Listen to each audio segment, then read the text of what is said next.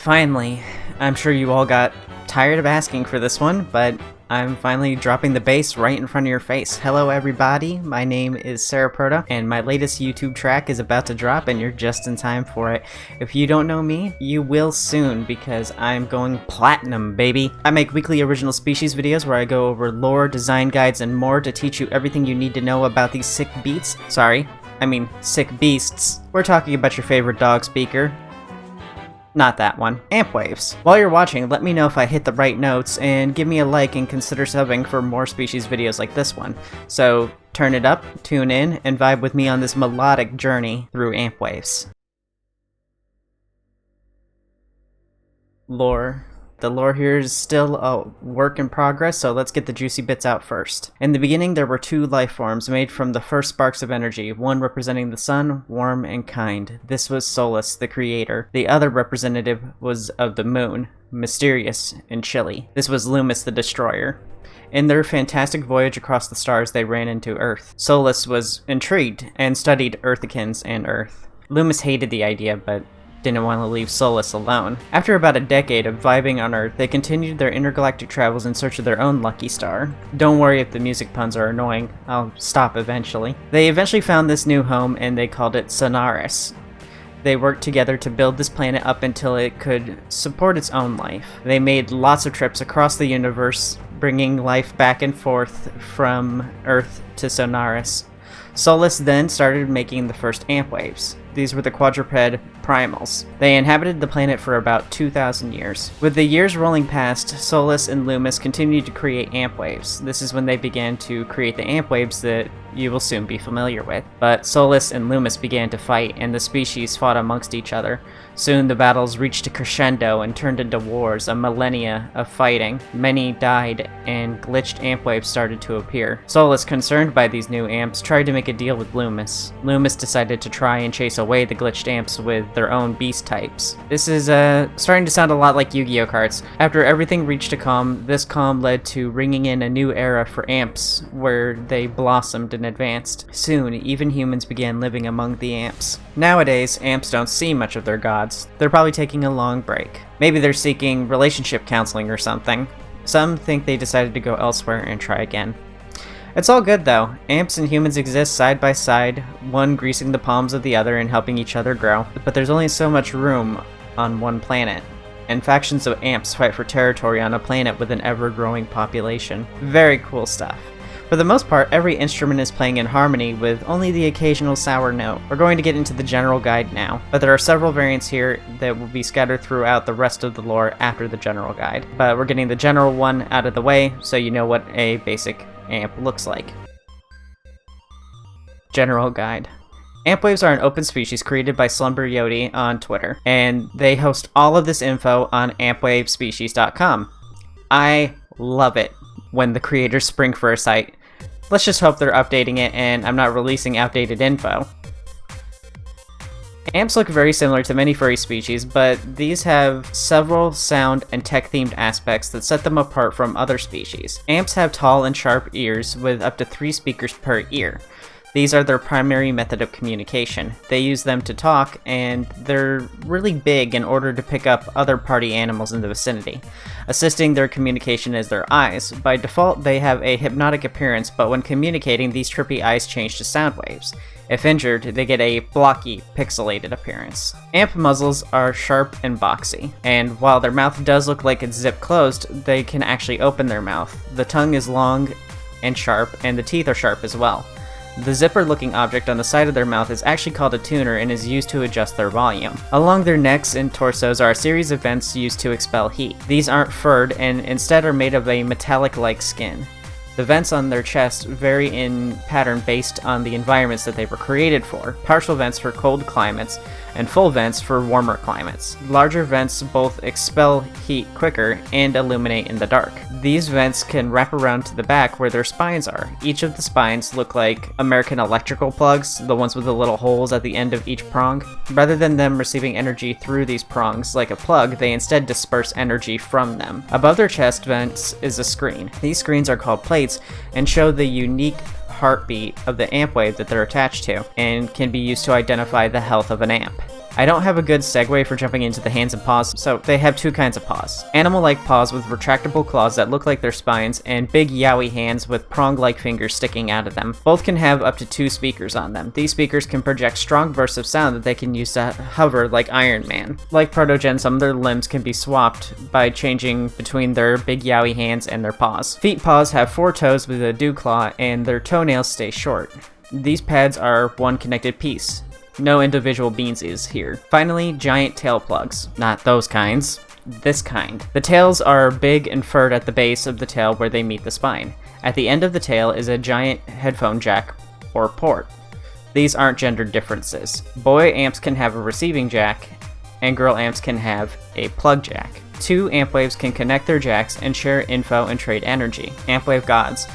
We previously discussed Solus and Loomis. Ampwave gods like these have traits that set them apart. Their ears don't stand upright, they have hologram wings, and can teleport using those wings. Normal amps are between 5 and 7 feet tall, whereas deities are taller than that. How are baby amps made? Amps make life by syncing with technology. Like Manokits, though, they had to give up a bit of their own life force to make that new amp. Alright, I hope you like lore, because I have more. Sonaris. We've already mentioned the Ampwaves live on the planet Sonaris, so let's talk more about their homeworld. Sonaris is light years away from Earth, but is similar in appearance to it, although it's 60% land and 40% water. There is one big continent with several smaller islands off the mainland. The continent itself has been broken down into 4 territories, with the capital of Corus being the center point. Like Earth, Sonaris follows a day-night cycle. Unlike Earth, though, these cycles are instead simulated with holograms of a sun and a moon in order to help with plant growth. Most of the plants on this planet were brought here by the gods from Earth, as well as some native species.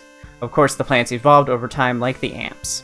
Fish, insects, and other wildlife were also jacked from Earth. Humans were brought here as well to assist in the repair and maintenance of amps, with each amp being bound to a human caretaker, except for those amps who live outside of Corus. The primary reason this planet was selected was for its large supply of metallic ores. Corus City. Like all roads lead to Rome, Corus is the center of Sonaris. This also makes Corus the hub of trade and economy. Amps come here to trade, get repairs, recharge, work, and live. Most of the amps who live here will live their entire lives in these walls, too afraid to leave because of the dangers of the outside world. The city itself is a metropolitan area with tall buildings modeled after human architecture reinforced with steel, which gives it this futuristic appearance, because everything in the future is made of chrome. Corus is also known as the City of Fire due to its red glow that it emanates at sunset. Instead of roads, Corus City is fully paved, designed with hovering in mind, with additional patches of land that float. Suspended with magnetism, these hover patches serve as a break from the hustle and bustle of city dwelling. At the center of the city is the Stratosphere Gate. This area is off limits as the gods live beyond these gates. Although many variants of Ampwaves come to visit and live in Corus, it's known for being home to the larger population of basic amps. We've discussed them a bit in the general guide, but there's a little more to them. Not only are they the most common variant, they're known for being smarter and more adventurous. They live to explore and are working with the gods to become the dominant species of their galaxy. Like humans, they're very sociable and rely on their social structures for support and survival, making a large city like Corus the most sensible place to call home. Northern Territory. The north is mostly visited for its abundance of resources, with lots of towns and villages along the way. It's most known for being cold and mountainous. Close to the city side of the Northern Territory is the Luminous Forest. About 80% of the plant's wildlife lives in this forest alone. It's also believed to be the origin point of the Ampwave species, but it has long since been abandoned, which led to the excess energy turning into the forest that is now there. Due to this abundance of energy, the wildlife here have adapted to become very good at sharing their energy with other creatures. The creatures feed their energy into the special glowing trees found here, called lumen trees. The glow comes from the sap that the trees produce. The roots of these trees grow far down into the planet, where its energy is spread throughout the soil. The forest itself isn't all pretty trees and silly animals. As you get further in, you'll encounter larger and more dangerous predatory animals. This forest is primarily inhabited by fairy amps, however, who live under the trees. Feathered amps are also known to live here quite happily too. Micro ampwaves, also known as fairy ampwaves. Micro amps make their home below the roots of the lumen trees within the forest and basically run the planet's energy. Like their name suggests, they're pretty small, only being 2 to 3 feet tall, and can shrink even further to avoid enemies. They're often shy when it comes to being around other variants and species. Fairies live in small families of only 6 to 10 amps. These babies are great at producing energy and are even hunted by other variants for their energy. Shouldn't be too hard to catch. I played Ocarina of Time. All you need to catch fairies is a glass jar. Fairies have a shorter and rounder snout with short catfish-like whiskers that look like their tail plugs. Their zippers are sharp in shape, star-shaped pupils, upright ears like basics, but sharper with a maximum of 2 speakers per ear. Vents are like basic ones, so are the hands. Shoulders have large feathers that poke out the back that gives them more of a winged appearance despite being flightless. Tails are longer in proportion to the body, with some having an extra tail. The chest screen has rounded edges, and their feet are like basics but with speakers on their ankles. The Humming River is the pride of the Northern Territory. It starts here and travels all the way through the Corus City and down into the Southern Territory. It's not only the largest source of fresh water on the planet, but serves as a big source of energy through hydroelectric plants. The river is so big that at its deepest point it goes down 900 feet. Aquatic amps like to use this river to travel to the ocean in the east, but it's used often for trade travels to supply towns and villages. The majority of the water is sourced from the summer melting of snow from the Singing Mountains at the northernmost point of the continent. If the snow isn't melting particularly well, this river might run dry. These mountains are called the Singing Mountains. The mountains are home to the feathered amps and gets its name from the howling winds that flow through them. They're so loud they can even be heard in the deserts all the way to the south of the continent. It also gets its name from the locals' love of music, which gets carried down the hills with the wind. The mountains are very dangerous though, and only the feathered can inhabit them for any length of time. Feathered ampwaves. Feathered ampwaves are an open species variant that inhabit this mountainous region, as well as the trees of the luminous forest. They live in large families called chords, ranging between 8 and 20 members. They're known for being loudmouths who love music, and they can project these at a much louder frequency than other variants due to the speakers inside their tongues. The size of their families make it relatively easy for them to charge in safety, but many still choose to eat insects. Oh, love that crunch. Similar to Earthican crows, they have a habit of collecting things that interest them, and use them in trade with other amps, and despite being feathered, like all amps, they too are incapable of proper flight, but can hover longer distances due to enlarged palm speakers. Feathered amps have a longer and sharper snout with smaller teeth. Their zipper is oval-shaped, eyes have round pupils that dilate during communication. Their ears point backwards rather than upright. Feathers go down their neck and back, sometimes going far down enough to look like a cape. Neck vents are smaller, chest vents are full vents. Chest screen can be any shape. Tail is shorter and has feathers, but can only have one tail. Hands are also feathered, with shorter claws and larger speakers. Feet paws are similar to the basic variant, but with longer claws. They also have speakers under their feet. The final point of interest in our tour of the Northern Territory is the Dark Gorge, a deep valley between the Singing Mountains. There, a stream runs down the center where it is littered with jagged rocks and slick wet walls. It's an off-limits area for amps to even travel to, and is called the Center of Corruption, possibly because this is where the remaining glitched live. Not much lives here besides plant life and small rodents and insects. Glitched amps. This is the first closed variant and doesn't have art for it right now. Glitched are also known as the Broken. They tend to live in the Dark Gorge. As you might remember, they were driven away by Loomis and his beast types shortly after the war. These amps are sneaky and smart, often trapping and tricking other amps to destroy them. The Glitched are relics of the past, the forgotten heirs to the gods, the original Ampwaves. These amps are the remnants of society and are amps that have broken or short-fused. Glitched are named this way due to their glitched eyes and screens. They struggle to communicate because of failing speakers, but are able to survive just fine among the other glitched. Glitched amps can look like any type of amp, but their fur looks less clean. They have cracked eyes or chest screens with glitched pixelation, damaged tails and claws. Scars and other signs of damage are optional, sometimes broken speakers and missing their zipper tuner. Eastern Territory. The East is a tropical zone of the continent with lots of islands, a deep ocean, and raging storms. Most of the year, this section is being pelted and battered with storms. The ocean is known as the Roaring Ocean because of the large waves and the roars of leviathans that exist within the deep. This ocean covers the majority of the planet and is the home of a lot of aquatic wildlife. It's considered too dangerous to travel, with storms resulting in voyagers getting lost or shipwrecked. The islands in the ocean are home to the aquatic life and are called the Starry Islands. The individual islands aren't very large and dot the coast. One of the islands houses a small volcano that erupts yearly.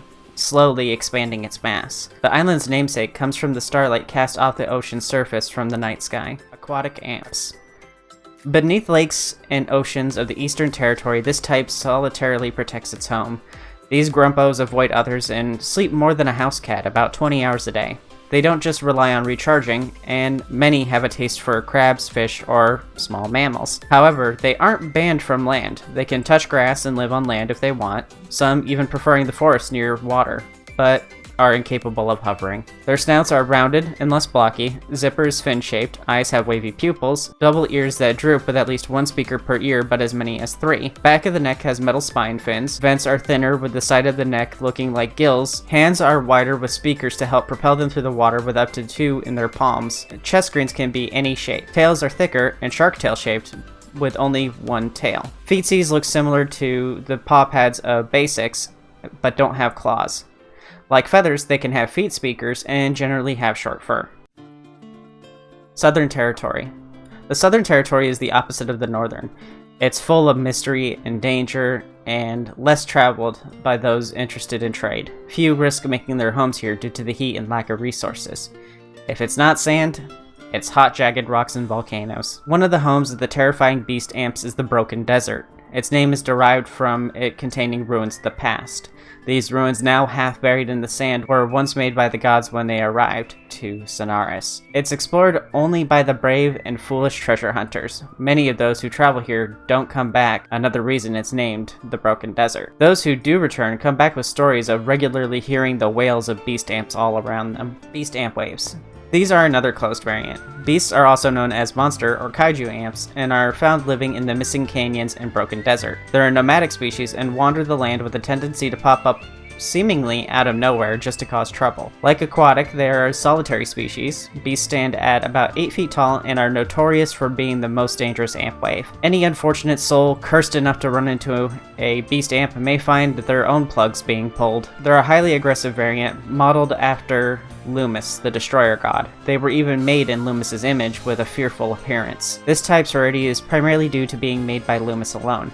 They're recognizable by their beastly appearance, jaws built to crush steel, and huge spines that generate an electrical current so strong that it can corrupt or destroy nearby amp waves. Legend says that if you're in the forest at night and you hear a hum, it might already be too late for you. If you remember, these were made by Loomis to drive out the glitched amps and are what eventually ended the war, by banishing the damaged amp waves. Beast types have blocky snouts with large teeth that overbite like a saber-toothed tiger and can howl and scream to scare or deafen their prey. Their tuner is much larger and with a sharp design. Sharp pupils, can be found with or without horns. Ears are jagged in design with up to 2 speakers per ear.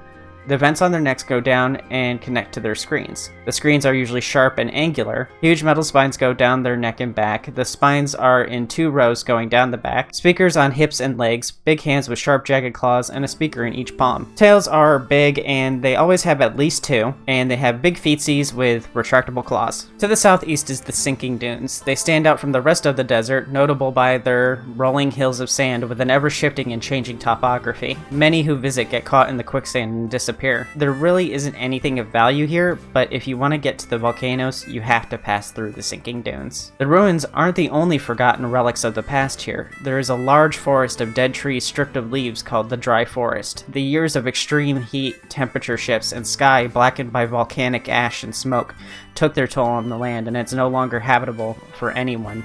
Flora, nor fauna. The volcanic zone is located at the southernmost point of the continent. This is possibly the most dangerous location on the entire continent and is rarely seen in person. It's believed that a great slumbering leviathan hides within and eats anyone foolish enough to get too close. The volcanic activity here is slowly ever expanding the continent and constantly creates new islands.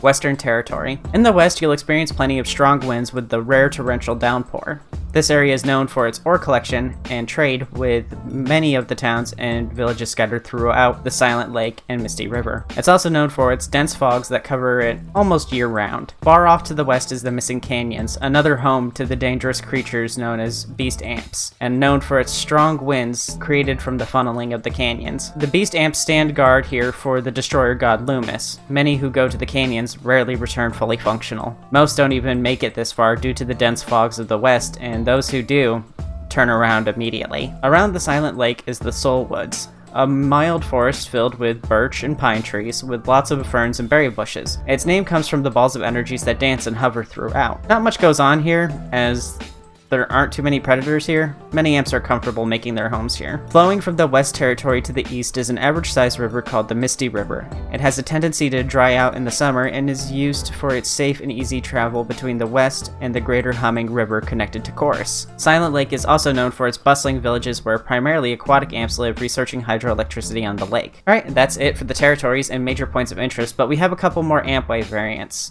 Ghost and Celestial types are currently closed to the public with little to no information about them. Celestials have a bit, but all we know is they were created by Solus, work directly underneath them, and no one has ever seen one. If they do exist, they likely live beyond the stratosphere gates in Corus. Overall, the design of Ampwaves are pretty cool. I've said this a few times now, but I really love demented looking designs. They also remind me a bit of the Pokemon Noivern, which is my favorite Pokemon. We have one final design section, and it's basically a do's and don'ts bulleted list. There's also an FAQ. The basic stuff. Follow the guides for anatomy, you can have any screen shape and only one tail, no rules on colors but keep markings respectful, basically no swastikas. They can have multiple appendages, 1 to 3 ears, with bonus ears being smaller, up to 2 eye sets, up to 2 sets of arms, and up to 2 zipper tuners. Some other stuff, they can have broken and chipped ears, teeth, claws, and spines. Different fur lengths, they can have extra speakers in their hands and legs, and 1 glitched eye is allowed. For what isn't allowed, you can't have multiple tails. I assume this is so that they can sell them themselves. You can't have different tails. You have to stick to the plug design. No broken or missing tails. That's a sign of a glitched amp. Ear shapes must follow the guide to the variant. 2 glitched eyes are okay for aesthetic purposes, but not for official works like reps. Again, that would make them a glitched amp. The species is genderless, but they don't mention that until now. But yeah, no NSFW or NSFW parts, so I really wasn't far off by comparing them to Mano kits in the reproduction section. All wings are banned except for costume wings. God types are off limits and are for the owner and their friends. And that goes for closed types as well. Closed are only obtainable from Slumber Yodi. The FAQ goes over some more fun facts that aren't included anywhere else. Ampwaves aren't fully robotic, only being about 70% synthetic, and many of their metallic attributes are actually dense bones. They don't need to eat, but many choose to. You're not allowed to hybrid them with any other species.